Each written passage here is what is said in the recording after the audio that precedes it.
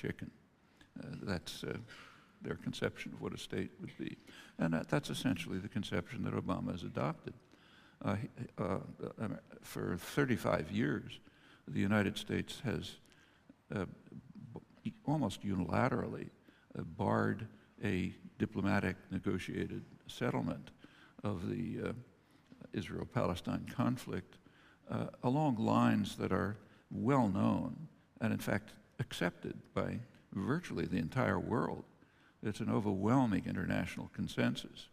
The basic form of it is a two-state settlement on the internationally recognized border, the pre-June '67 border, and then there's a phrase from the formal U.S. position in the early '70s when the U.S. was still part of the world on this, with minor and mutual modifications to ceasefire lines, so straighten it and so on. So that's the international consensus, and other provisions for other issues. That was vetoed by the United States at the Security Council in 1976, and I won't run through the record, but it stays about the same. Obama has pushed it even further. For example, his last veto, last February, did get some international attention because he was actually vetoing a Security Council resolution that called for the implementation of official U.S. policy, namely barring settlement advancement, which is, of course, illegal. Everyone agrees to that, even the State of Israel.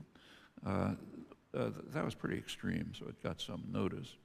And in general, Obama has taken a position in many ways harsher and more extreme than previous American presidents, which is saying something. Now, if you think about the current situation, and indeed the role of Australia, there's a sort of a standard conventional view that the United States has been a kind of an honest broker, desperately trying to bring together two recalcitrant opponents, Israel and the Palestinians being the guilty ones most of the time, and trying to reach a settlement. It's just totally untrue. It's been, if there were meaningful negotiations proceeding, they would be organized by some neutral party. Pick it as you wish. Maybe Brazil, respected state that's fairly neutral. And on one side would be the United States and Israel. On the other side would be the rest of the world, almost without exception.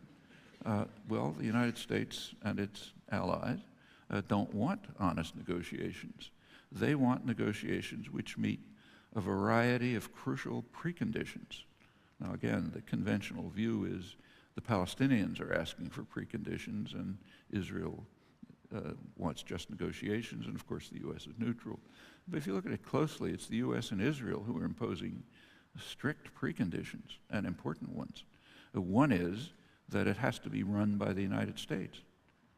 Well, yeah, that's run by an extremist, rejectionist state, which has been blocking a settlement for 35 years.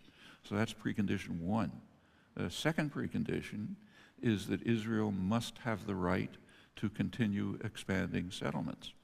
That's a precondition. And it's a precondition, again, I stress, it's not in dispute that the settlements themselves are illegal, and certainly expansion of them is multiply so.